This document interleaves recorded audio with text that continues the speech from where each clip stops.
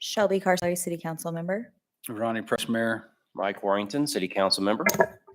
Troy Tabor, City Council Member. Tim Berry, City Council Member. Buck Buchanan, Police Chief. Donna Davis, Chief Financial Officer. Chad Russell, Fire Chief. JT Klaus, City Attorney. Les Mangus, Director of Community Development. Emily Wright, Interim City Clerk. Jennifer McCausland, City Administrator. All right, and it's this time Randy Sexton with Epic Church is going to lead us in prayer. How you doing, sir? Good evening. Please pray with me. Heavenly Father, we thank you so much for this great country that we live in. Given the trouble that's going on elsewhere, we are so thankful that we are here and that you have blessed us with abundance and freedom and peace. And we thank you for this place in which we live here, Andover. Thank you, Father, for your blessings. Pray that you'd bless this meeting and each one who has authority and responsibility, that you would grant them wisdom and guidance for the task before them. We lift up our police and fire personnel. Pray that you would watch over them and give them guidance and keep them safe as they carry out their duties. And we thank you so much for the rain, much needed. We pray in Jesus' name. Amen. Amen. Please stand with us for the Pledge of Allegiance. I pledge allegiance to the flag of the United States of America and to the republic for which it stands, one nation, under God, indivisible, with liberty and justice for all. All right. Quite a crowd here tonight, but we'll go ahead and open the floor for public forum. If you have anything to say, state your name, your address, and keep it short. Nobody. All right, public forum closed. Acceptance of agenda. Mr. Mayor, Yes, sir. move to accept the agenda as presented. Second. All in favor, say aye. Aye. All opposed, nay. Motion carries 5-0.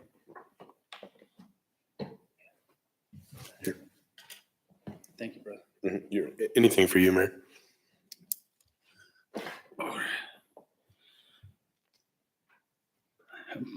Presentation 7-1, Family Safe House, Darla Carter. How are you, ma'am? I'm fine. Hello, I'm Darla Carter, and I'm the Executive Director of the Family Life Center Safe House. The Safe House is a shelter. We're located in El Dorado. We service Butler, Elk, Chautauqua, and Greenwood County. It is a free shelter. Any victim of domestic violence or sexual abuse can come in and when they're children, can come in and stay totally free. They can come in with just the clothes off their back, and we can provide anything that they may need. We have clothes, personal hygiene items, food, diapers, formula, anything that they would need. They can stay overnight for a protection order to be served up to about 3 months. They meet with the client advocate on a weekly basis to go over an action plan that they have and to get them back on their feet. I had sent you all a paper with our services on it. We have the client advocacy, where that's where the clients meet that were in shelter. Court advocacy. She helps with anybody who wants to do a protection order.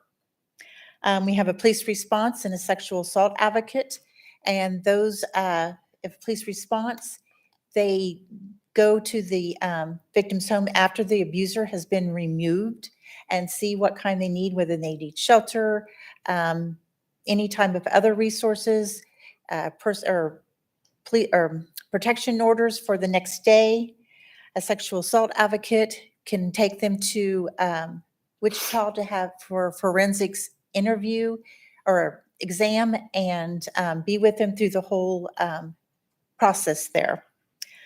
We have 2 children's programs. We have the Teen Dating Violence Program, and that is a program that we put in our high schools, and it teaches children to have the red flags of dating violence and opens up conversations about dating violence.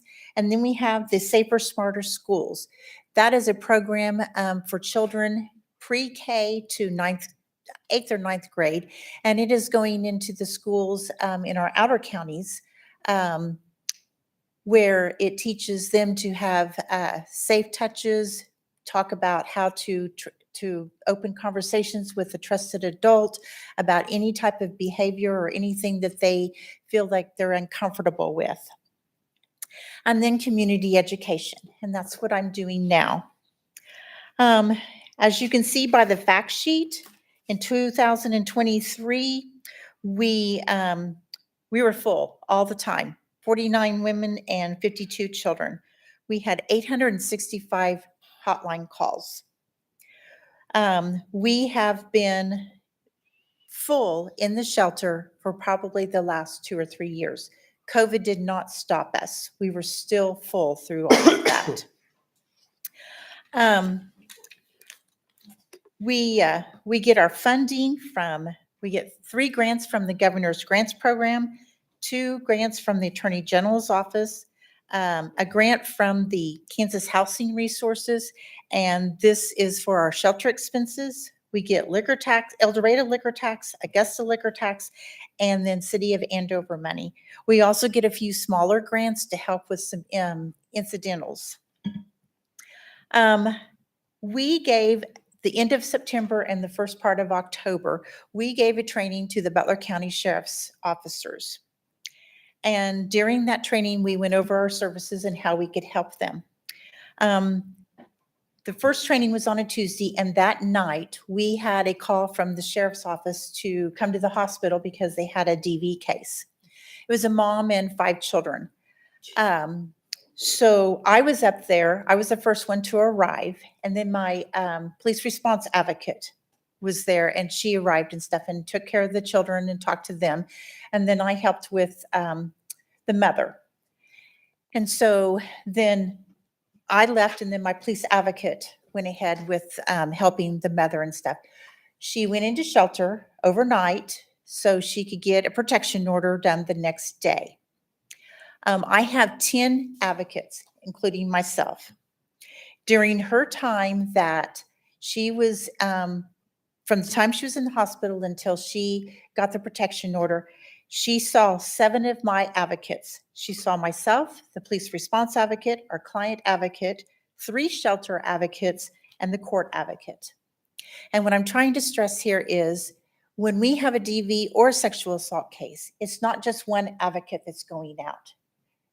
It takes a whole village, it takes a whole bunch of our advocates to help just this one family, to help any of the DV or SA victims that we have. So all of your help that you have given us in the past, I appreciate it, and I thank you for all your support. If you have any questions, I'm open for questions. Mr. Mayor, I have a comment. Yeah, please. Darla, thank you so much for everything that you do. Your service is greatly appreciated. And I also want to, do all the police departments provide service to your facility whenever that person needs to go there? Yes. And that's also for Chief too. Yes. We have, I have a detective on my board from Andover. We just gave a training to Butler, the sheriffs.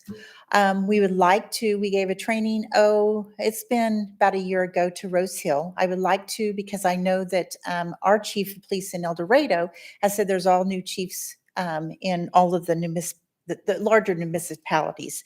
So I'd like to be able to get into all of those facility and agencies and give them what our services are and kind of update them, because I know that over the years, everybody gets new officers. And so, but yes, all of them, we've had all of the municipalities bring clients or victims to our door. Andover is really good about calling and seeing if we have room, and they'll also transport over there too. Thank you very much. Mhm. Yes, sir. Yeah, thank you for this. It's obviously very, very needed. I I did notice there was a dramatic increase just between last year and this year. I did the math real quick, 30% increase, and that was pretty stable the previous couple of years. Is something happening right now that is different? With the shelter and all of that, Yeah, it's just such and the a- hotline calls, yes. I don't know what's happening. We had last Monday when I was there, I was doing a protection over at the sheriff's office, and we had 5 protection orders going in that day. And the sheriff the sheriff asked me, he goes, "I wonder what's going on, darling." I said, "Oh, it must be the eclipse. Who knows?" So it's, they say full moon, they say, all this, it doesn't matter. It just depends on what's going on in society at that time. Yeah. So, I mean, that's one day, but I mean, overall, just for the year, we're not Mm-hmm. even done with it. It's a third more. That is insane to me. Yes. Right. So there's got to be something, not that you need to worry about No, that, but I'm just wondering if you had any insight, or maybe Chief, I don't know. no, I really don't. So if you look at our numbers on DVs itself is pretty steady, nothing out of the ordinary, but sometimes I've seen in the past is when you have economy, whether it's good or bad, just some things will trigger it, nothing that anyone can explain. Just sometimes you'll have higher numbers than others. That is a very high number, but ours is pretty steady compared to last year's. Okay. Thank you. Mhm. So, Mr. Mayor, Yes, sir. Darla, what exactly is a hotline call? Is it just?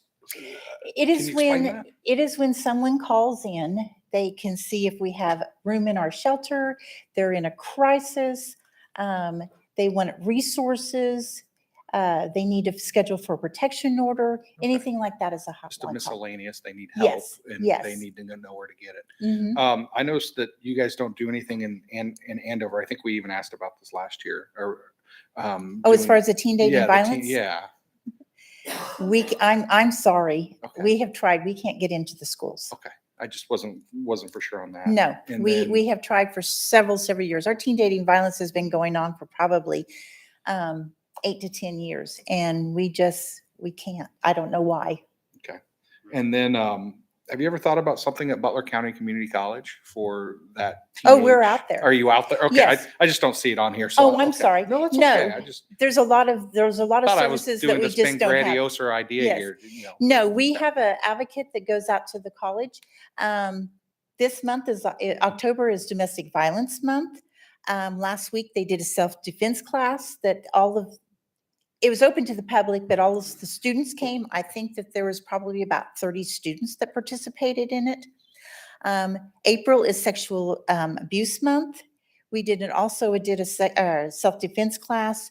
We have a What Were They Wearing? And it's a display, and it is actual scenarios of people who were sexually assaulted, and then the clothes that they were wearing. It's not actual clothes they were wearing, but the scenarios are the same. So we have a lot of things that we go out to the college and we do and have events and activities for awareness. Awesome. Thank you. That's right.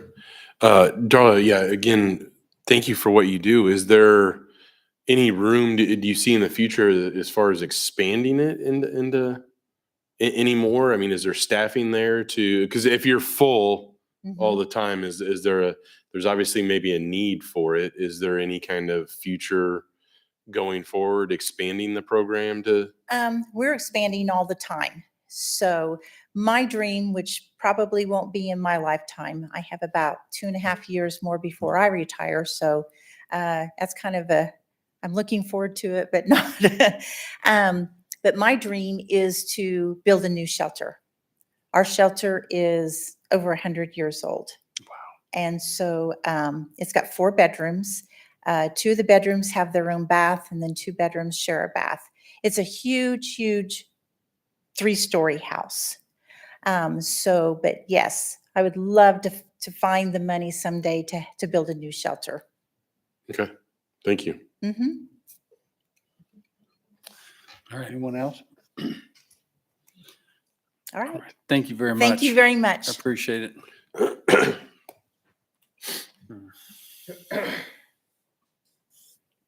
All right. Consent agenda. Mr. Mayor, Yes, sir. I move to approve consent agenda items 8.1 through 8.4 as presented. Second. Any further discussion? All in favor say aye. Aye.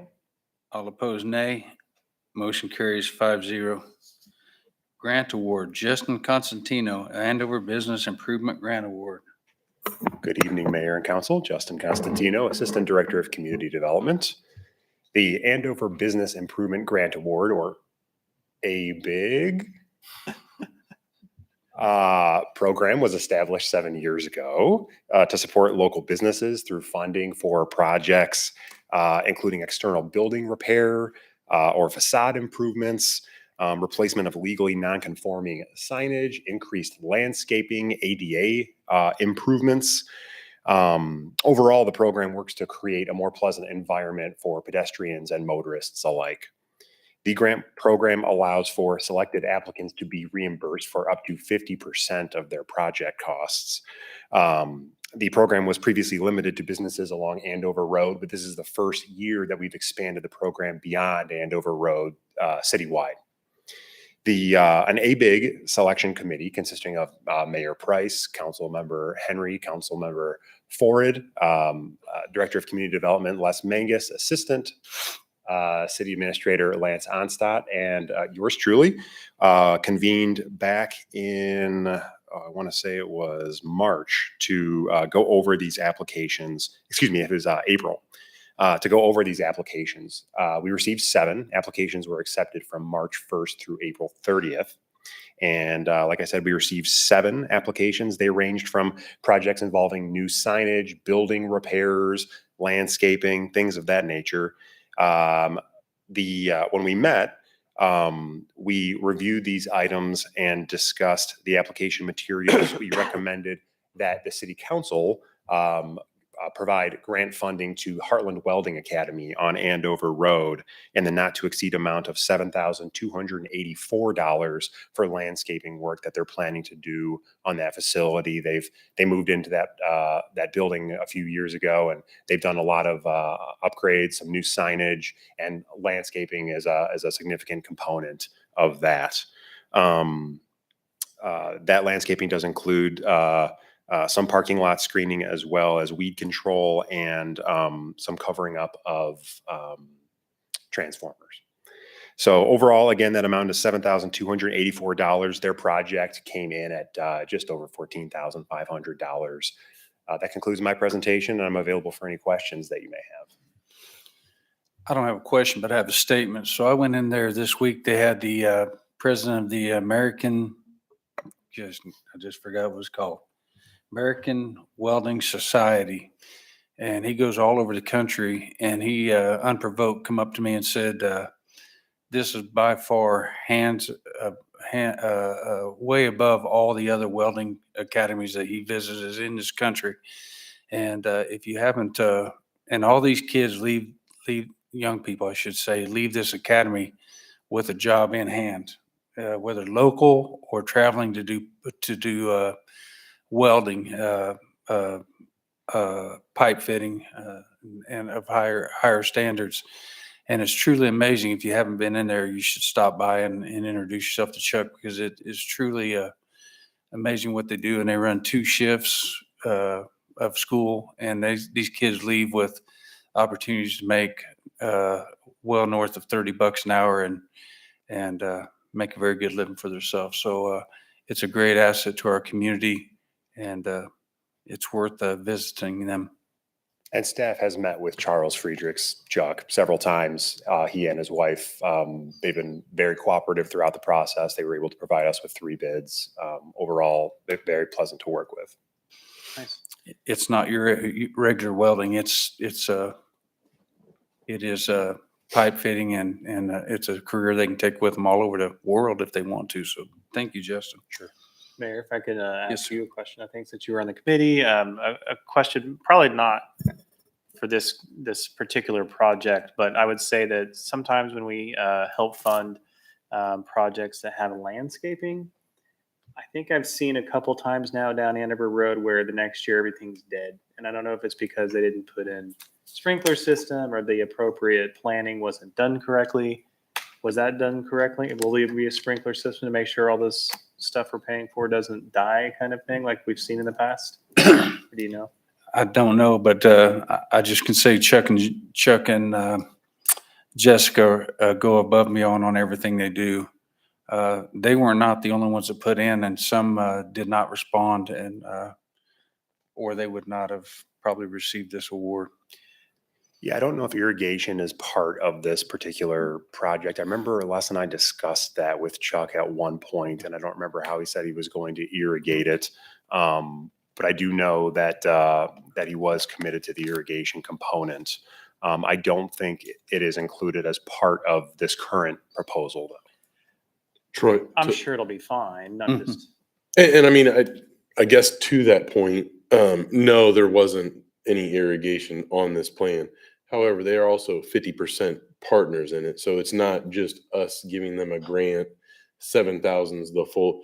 So they are, I mean, they do have a dog in the fight, they, skin in the game, however you want to word it, as far as making it viable for their business. It wasn't that Andover came to them and said, hey, you need to beautify your building. They wanted to do it. So I would hope, being part of the committee with the mayor too, that and just us, if we're giving somebody that money or that 50-50, that they'll help take care of it too. So it wasn't a requirement on us to do this. I wonder, not with this project. Maybe I'm pointing out projects that weren't funded this way, Right. but it was requirements that they put it in by the city, Mhm. and then they just let it die. Right. And I guess for the future, maybe I don't know what we can do about it, but it would be nice if that didn't happen. Let me add a little bit on to that. Most landscaping, and Les knows this, that there's usually a 1 or 2 year warranty on the landscape trees or bushes and such. So, and that's one thing possibly we could add into it, is to make sure they do have that agreement that if something dies, then it's replaced, because a lot of time it's there's something wrong with the tree or the bush, and it dies. And we see that in some of our right of ways that we have, and they've had to come back and replace a tree or a bush or something. So I think it's a great idea, but I would also offer in the future, not this necessarily this, but when it goes through site plan and they're Site required plans. to put stuff in, that maybe irrigation, if we're going to require something that requires irrigation and yet they're not going to put it in, then what the heck are we doing? Because now you can look, again, the ones that I'm talking about, it's like you just look at it and it's just dead everywhere. And it's like, why then did we even require it? Has this been through site plan?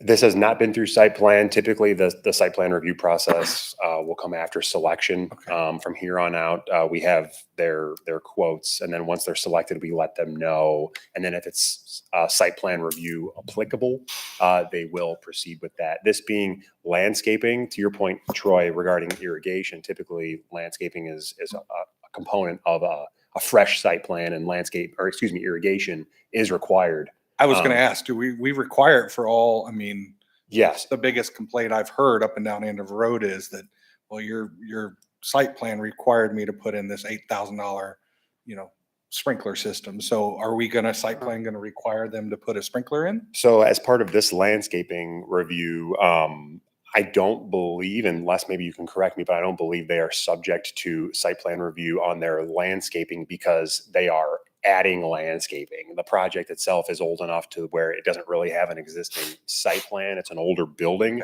So because they are voluntarily adding landscaping to this, I don't think that we would necessarily put them toward that extra step, because there's technically no minimum requirements for them to be meeting. But as typically how our site plan review process goes, irrigation is. Well, I would say that I don't think it's wise to force if it's not there on this project. Right. I'm really thinking of the future. And so I didn't think that irrigation was a required part of the site plan review. When you put in, you're going to put trees here and these grasses here and all this stuff when something new goes up. I don't recall that being a part of it. Maybe I've been out of the loop for a bit, but Irrigation is required with the landscape for a site plan review project. In this case, the owner's working around an existing building, an existing parking lot. And like Homer said, we talked to him a little bit about the irrigation, and it just wasn't feasible to go in and tear up the parking lot to get irrigation out to the established trees on the right of way. and around the utility transformers, but he does have hose bibs on the outside of the building so he can irrigate those new plants by hand. And he's very motivated for things to look good. Unless you can speak to it more than I can, they went to great efforts to be a good neighbor as far as noise and all that stuff, and spent thousands and thousands upon thousands of dollars to be, so that they doesn't interrupt lifestyle at the Crescent Lakes. It's truly amazing what they've done. And they're just, if we could have, I wish every business was that conscientious. Wouldn't you agree? Yeah, again, I'm not saying anything about this. Yeah, I know, company. I know. It's like, I know go you're for not. it. Mayor Price, if I may, I do feel like the conversation is slightly funneling around what we talked about at workshop last night, in addition to the watch list for priorities, is restructuring site plan in terms of both the structure and the requirements. And I think what we're all hinting at here is enforcement. And is something enforceable, and that needs to be part of the consideration on the front end of the site plan. I believe I know what business are being referred to here, and it was required to have irrigation and it didn't. And so then it becomes a question of, would the governing body like the city to go send somebody to municipal court over not having an irrigation system in? Is that the business friendly approach we want to have? Because it's a constant give and it's a take. And those are the questions and the conversations. And I don't have the answer tonight, and I don't think anyone here does. Not that my But vote that's- counts for much longer, but I would certainly say, yeah. Sure, If you're gonna that's the require conversation that teeth in needs it, to you have happen. separate create an And ordinance it for probably It's includes on the plan. It needs to be business required. owners. It includes probably residents to say, what matters to you? What is the most important as you drive up and down Andover Road? Yeah.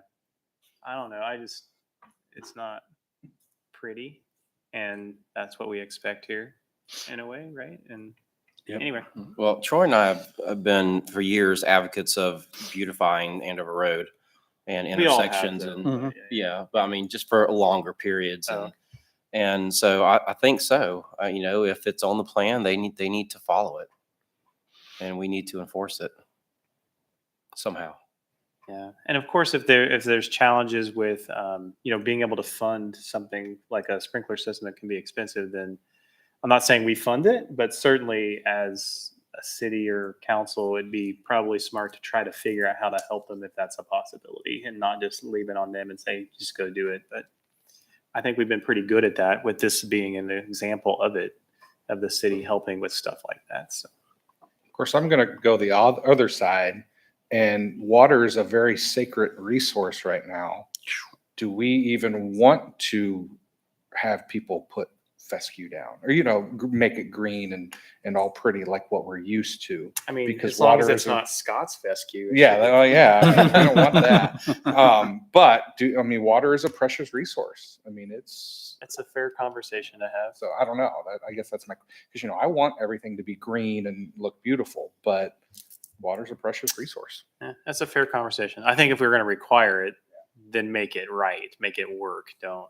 But if you don't want to require it at all, yeah, it's a different conversation to have, I think. All Good right. point. Mr. Mayor. Yes, sir. I move that we approve the Andover Business Improvement Grant Award in the not to exceed amount of $7,284 for the Heartland Welding Academy Landscape Plan. Second. Any further discussion? All in favor, say aye. Aye. All opposed, nay. Motion carries 5-0. Thank you. Heritage, thank you, Justin. Heritage. Hair looks Sec- great, by the way. Sorry. Looks so good. Sorry. 10-1 Heritage Second Edition amended resolution of advisability. Mr. Mayor and Council, before you tonight, we have kind of the part two, because we didn't have all of the parts together at your last council meeting. We had some errors in the lots and blocks for petitions for Heritage Second, and your CFO actually caught that as she was preparing to go through the special spread and financing process. Fortunately caught before anybody paid any specials. So last meeting, you all accepted new petitions for the alley paving and the sanitary sewer in order to ensure that the right blocks and lots are charged for those specials. What we need to do additionally tonight to finish out that process is to accept a resolution of advisability and then a work ordinance as well. Historically, we do that all at one meeting, but I didn't have all the ducks in a row for you last time. Any questions, I'd be happy to answer, as well as your city attorney is present as well. Mr. Mayor, Yes, sir. I move to adopt an amending resolution of advisability related to the Heritage Second Edition. Second. Any further discussion? All in favor, say aye. Aye. All opposed, nay. Motion carries 5-0. Heritage Second Edition amending work ordinance. Mr. Mayor, Yes, sir. I move to adopt an amending ordinance authorizing the construction of certain internal improvements related to the Heritage Second Edition. Second. Any further discussion or questions? All in favor, say aye. Aye. All opposed, nay. Motion carries 5-0. Mayoral appointments, Deputy City Clerk. And this is technically the mayor's item, but my name is on here because I had all the information. So I guess I will just introduce for you that this is actually Emily's last meeting with us. And so what I'm asking the mayor to do through this appointment is to appoint your soon-to-be assistant city administrator, whose employee change form was on your consent agenda already tonight, to appoint Jolene Graham to be your deputy city clerk. Jolene will be joining us as the assistant city administrator on November 27th officially, but has graciously worked out some dates and times with Emily to do some transitioning between now and then, including Jolene will be at your next council meeting serving in that deputy city clerk role. And then moving forward, she'll be on the staff full time. We certainly appreciate Emily's graciousness in helping us with this interim role as we've had Susan's retirement earlier this year.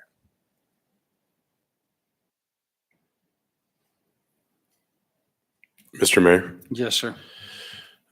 One, Emily, I'd like to thank you too for that transition as well, as you make an exit, and we wish you the best. But at the same time, thanks for helping us out with this transition. I think that's awesome for you to help out with that. So I move to appoint Jolene Graham as Deputy City Clerk effective October 30th, 2023.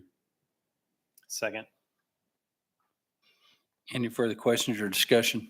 I got one just real quick Yes, comment. Mike. Will she still remain, Jolene, as the deputy city clerk? I think in much the same way that Lance did, yes. So if you'll recall, Lance didn't go to CCMFOA, but he did serve as a backstop. For example, Susan went on some medical leave, had some vacation, things like that, so that we could continue to do the business of the city in terms of testifying to signatures and things like that. So she'll serve in that capacity. I don't envision Jolene joining those municipal clerks classes or anything to that extent. It'd just be a backup role. Correct. Okay. All right. Thank you. All right. Anyone else? All in favor, say aye. Aye. All opposed, nay. Motion carries 5-0. Ordinance to appropriate private property for the use of the city. And Les Mangus will speak to us on this matter. Mr. Mayor, Council, the ordinance before you tonight is that next step to acquire the last parcel of property for right-of-way for Founders Parkway between Allen Street and Andover Road. We've tried to negotiate in good faith with this property owner and can't come to an agreement, and therefore will proceed with the eminent domain process.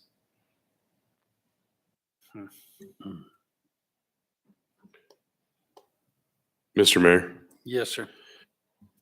As much as I don't want to do this, Les mentioned that it's in good faith that we tried negotiation with this, the tenant and the owner of this property, but I move to adopt an ordinance authorizing and providing for the condemnation and acquisition of private property by eminent domain for the use of the city of Andover, Kansas pursuant to KSA 26-201. Any further questions or discussion? All in favor, say aye. Aye. All opposed, nay. Motion carries 5-0.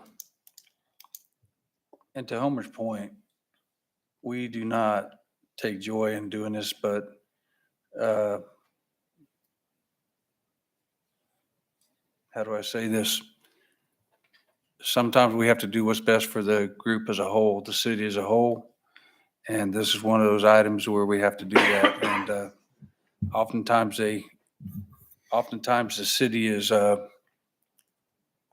my humble opinion, taken advantage of because they know we need it and the price goes up. So with that stated, let's go to member items.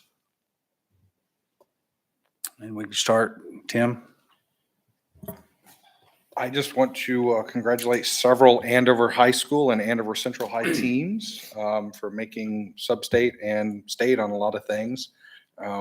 I will get some proclamations or have Jenny get some proclamations going. And I know the Trojans won a couple state titles. I think tennis, they won. I can't remember exactly.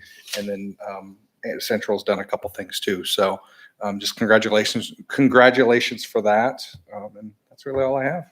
Good stuff. Nothing for me. Mr. Mayor, I just had a couple of things. I kind of want to, hopefully someone from the school board is listening, from what Darla had talked about earlier and not able to get into the school system to talk about those things. I hope they reach out to her to see what they can do to get her into those roles to talk to these kids. So, Do you know if maybe the school system already has a person that's doing that job? I don't, but, she provides this through the whole county. Chief Buck may have something to talk about on that as well, but I think there needs to be a conversation there. I know they have had classes where they've done that. I've been a part of them where we've gone in, me and the county attorney have gone in and taught classes. I do know they've been trying for many years to get in there. I don't know what they're currently doing now. So it's definitely something we need to look at. And I've already have a meeting with Darla, or had a meeting going to be scheduled with Darla anyways, because we try to update our officers and get training. That's why we have an officer assigned as liaison. But for the school side of it, we'll definitely look to see where they're at now. But we used to. I know we've done that when they were trying to get in and do it, and we did it in coordination with the county attorney. So I'm just not sure right now what they're doing. I know, Mike, I talked to Ms. Greer at Central about it, and they do have they already have something that is authorized through the school that they use for it. I don't know what it is. I just remember because I remember Darla coming in last year and talking about it, and I asked her, and she said they have something. I just don't know what it is. I didn't get the details of it. So I just hope that, if they can't handle it, then they know there's someone in the county that can. So I just wanted to just put that out there and to see if they could, still try to coordinate somehow. And that might be something, Jenny, when you meet with Brett, maybe,